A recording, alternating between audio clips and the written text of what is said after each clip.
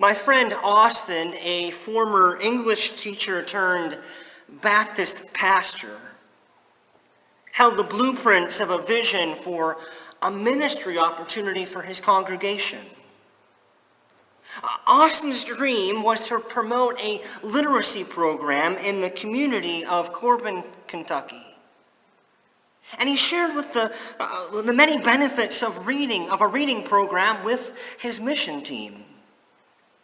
And as the mission team listened to Austin's pitch, one member asked, "But what can we do to help the people in our community come wintertime?" And the question generated a lot of energy, since many in the surrounding community did not have adequate housing or access to a roof over their head to protect them from the harsh weather. And after months of prayer, study, research, and conversation, the First Baptist Church of Corbin decided to offer a winter relief ministry known as White Flag Nights. On nights when the temperature was expected to dip 29 degrees or colder, the church flies a white flag outside of their life center. And the white flag alerts anyone who does not have adequate housing and lets them know that the church will offer vouchers on a first-come, first-served basis for a night in a local hotel. The ministry sustained by the congregation quickly realized there was greater need than money. Other churches in the community got involved, raising funds and preparing warm meals. The church's ministry was actually featured on the Weather Channel. You can actually look it up and see it a few years ago. And businesses and individuals all across the country began to generously support this growing ministry. Recently, Austin likened his vision for the literacy program that never got off the ground and his congregation's enthusiastic embrace of White Flag Nights 5 years ago to the words that we find written prior to our passage today. In Acts 16, we read right before this, "They, Paul and Timothy, went through the region of Phrygia and Galatia, having been forbidden by the Holy Spirit to speak the word in Asia." Now, beyond the unfamiliar names, we discover the apostles wanted to go in one direction, but God had called them to go in a different direction. Those in the Jesus movement had their sights set on Asia, but God was now calling them in the opposite direction toward Europe. And I cannot help but wonder how many in this place have been rerouted by God a time or two. You know, we set our life upon one direction only for God to change our itinerary. We make all these plans of how it should be, only for the Holy Spirit to say, "Now walk over there." And my prayer, like Austin's, is that we would have the wisdom and the discernment to follow the Lord's vision. You know, on the 6th Sunday of Easter, I need to give you an update on the progress of our intentional discipleship pathway. Again, an intentional discipleship pathway is the deliberate, planned, purposeful steps that one can take to grow deeper in their commitment to Christ and service to Christ in the world. And as of today, no one has suggested on how we might help others grow in their life with God. No one. Now, it is out of a profound love and respect for this congregation that I must say we need to find another route to travel. God is calling us in another direction. In a culture that is swayed by a broken moral compass, we need the church to point to true north. In a culture swirled aimlessly by chaos, we need the church to be filled with the winds of the Holy Spirit caught in ourselves. And honestly, I thought the baptism of Cooper gave us reason enough for an intentional discipleship plan.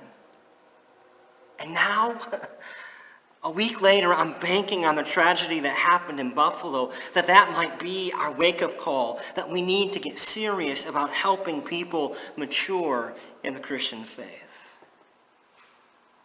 Could it be that we have already made up our minds and the resistance we endure is not because the road is bumpy, but that we have been forbidden by the Holy Spirit to continue in this way? Or could it be that the struggles we have is not about the strong winds or the waves, but about the Spirit of Jesus has not given us permission to be in these waters? And as a response to the Holy Spirit's prompting, Paul and Timothy in our passage today head in a new direction. The report says during the night, Paul had a vision. Now, visions are surprising things for us today. Mostly, we reduce visions to a script of strategic planning. This is precisely what the Buffalo Bills did as they plotted out their draft picks a few weeks ago. Or how they will continue to do as they assess players during training camp and scout players for a potential trade in the season. Push comes to shove, this is what I was in part asking us to do with our intentional discipleship pathway. The problem is that in the Bible, visions are usually not given because a person wanted one, but needed one. In the biblical tradition, visions were not plentiful, were plentiful. They were gifts, something that a person received from God, and God expected them to respond to them accordingly.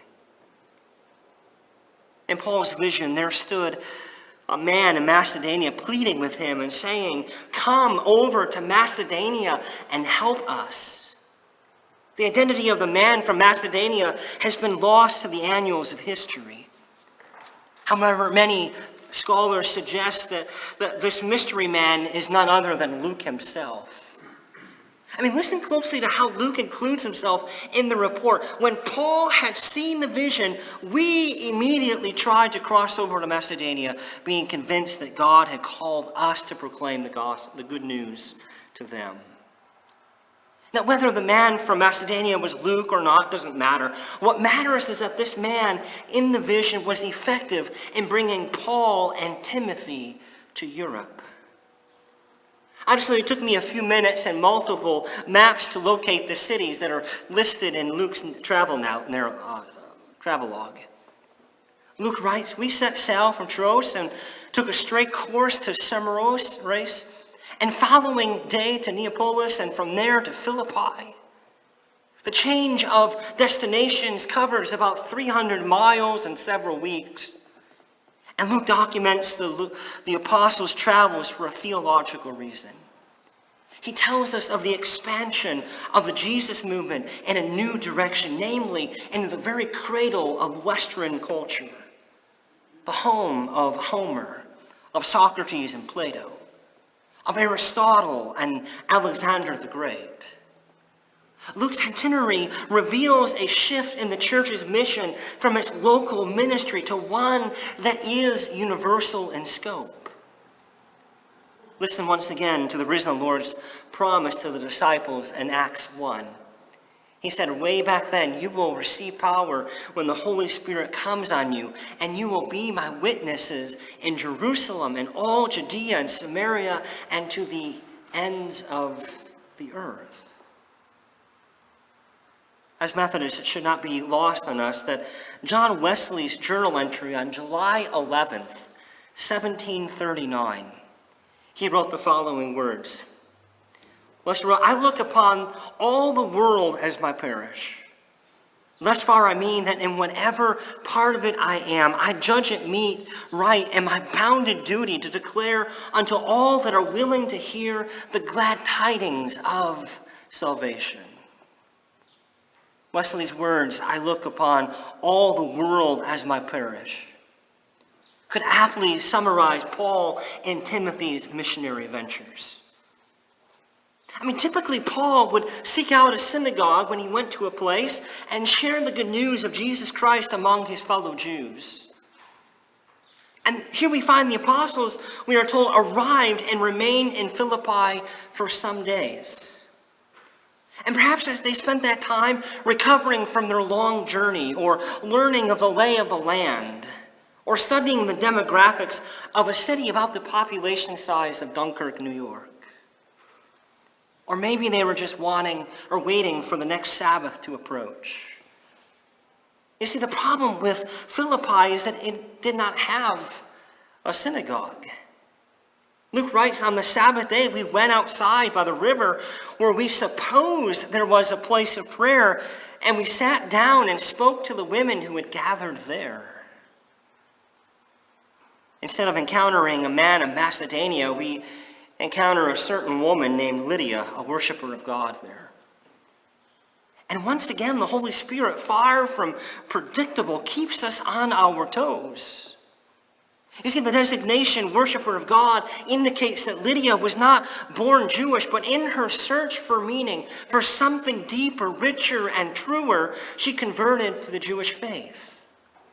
A faith that taught her of the depths of God's steadfast love and mercy, of a God who brings salvation to the world. And now hundreds of miles from their original destination, Luke provides a little bit of background information on Lydia. She was not from Philippi, but from Thyatira, an upscale city in Asia Minor, located in the district of Lydia. Lydia in Greek means beautiful one or noble one, but it can also be a stand-in for someone who is from that region of the world. And perhaps, I'm thinking about this, perhaps her name is meant to recognize her outsider status as one who was from far away. Maybe every time we call on her name, it is a mini lesson that the good news of the gospel can be found even to the ends of the earth. You know, all week long I have envisioned Lydia as a successful businesswoman. And I have assumed, along with Ellsworth Callis and others, that we have to conclude that Lydia was very successful in her business. But today I second guess my presumption. In the larger community of Philippi, Lydia was an outsider. And people like her involved in dyeing fabrics purple were looked down upon as unworthy. And I don't know about you, I can't unsee the purple stain caught under Lydia's nails that she couldn't wash away. This morning, I can't help but wonder when she met with the apostles, if she saw her hands and the stains there and just kind of embarrassingly tried to hide them so they wouldn't know what she did. I mean, she knew better than anyone that working with dye was not only hard, but also dirty work. She knew firsthand how much urine to use to give the dye a great shine and the endurance that they desired. You know, it was a tiny little footnote by biblical scholar Richard Purville. He writes of Lydia, by ancient standards, she was not rich. More importantly than Lydia's economic status is her vision of what God is doing. And Luke shares with us that the Lord opened her heart to listen eagerly to what was said that day by Paul. Several years ago, I had an interesting conversation with a former church member who adamantly said to me, you know, Pastor, I left the church because they were never interested in any of my ideas for ministry. Oh.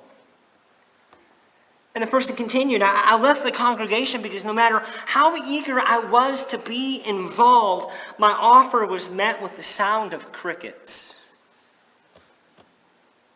A couple weeks ago, when I asked for your help in implementing an intentional discipleship pathway, let me be clear, it's not because I don't know how to grow in my relationship with Christ. I asked because I want to include you in these efforts. And my hope this morning is that the But Lord, it will open up our hearts to receive from God a vision. Not the vision we think that Pastor Nick wants to hear or rehashing what our church did years ago, but God's vision for us and our church today. A vision that keeps us nimble. A vision that is bigger than any one of us. That we catch a summary of God's vision in Acts 16 where Paul and his disciples or apostles traveled to a different direction. And in Philippi, we see traces of God's vision as Lydia becomes the first convert in Europe of the Jesus movement. The first church established in Europe was founded in Lydia's home. The first people baptized into Christ in Europe were Lydia and her household. So this week, I want to invite you to go to your place of prayer. Wherever that might be, the foot of your bed, your back deck, along your route to work. And I just want you to pray for God's vision for you, God's vision for our community, God's vision for God's church. Not because we want a vision, but because we desperately need one. I offer this to you this morning in the name of the Father, and of the Son, and the Holy Spirit. And all God's people said,